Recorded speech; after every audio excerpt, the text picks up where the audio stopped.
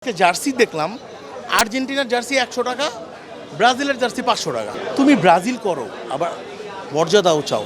তুমি বড়ই নাদান গালিব, তুমি 7 আপ খেয়েছো, আবার বাঁচতেও চাও। তো আমি জাস্ট একটা কথাই বলবো, আমি হচ্ছি মানে আর্জেন্টিনার ডাইহার্ট ফ্যান।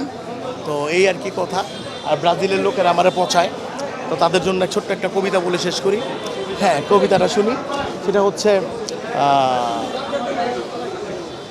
তুমি ব্রাজিল করো, আবার সম্মানও চাও। তুমি ব্রাজিল করো, আবার মর্যাদাও চাও। তুমি বড়ই নাদান গালিব, তুমি 7 আপ খেয়েছো, আবার বাঁচতেও চাও। লাস্ট একটা জিনিস বলি, আজকে জার্সি দেখলাম, আর্জেন্টিনার জার্সি 100 টাকা, ব্রাজিলের জার্সি 500 টাকা। আমি বললাম ভাই কাহিনি কি? আর্জেন্টিনা তো মানে ফাইনাল খেলতেছে, চ্যাম্পিয়ন হইতেও পারে। কোন যেমনেই ও হইতে পারে, হইতেই পারে। তখন কথাই মানলাম, যেমনে হইতে পারে, কেমনে কি?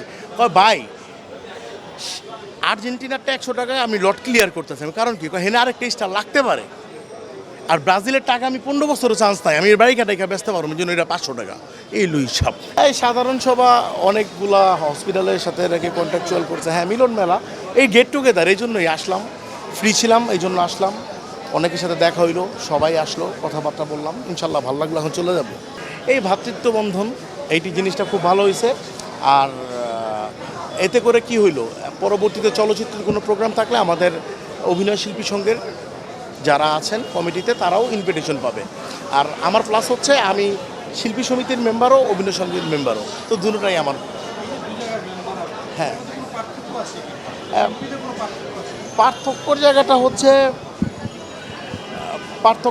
হচ্ছে একটাই, আমাদের একটা চলচ্চিত্র হয়, আরেকটা হচ্ছে নাটকের জায়গা। বাট সবাই তো অভিনয় করে, আমি কোনো পার্থক্য দেখি না। আমার কাছে দুটোটাই ভালো লাগে।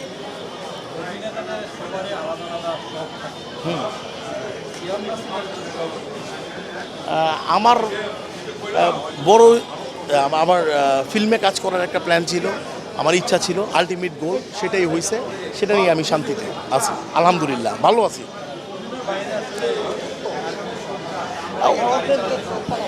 আমি বাইক, আই লাভ বাইক। আমি বাইক রাইড করি, এই যে বাইক আছে, বাইক চালাই, বাইক ভালো লাগে। আম্মুরে নিয়ে ঘুরি, এটা আরও ভালো লাগে, সুখ লাগে।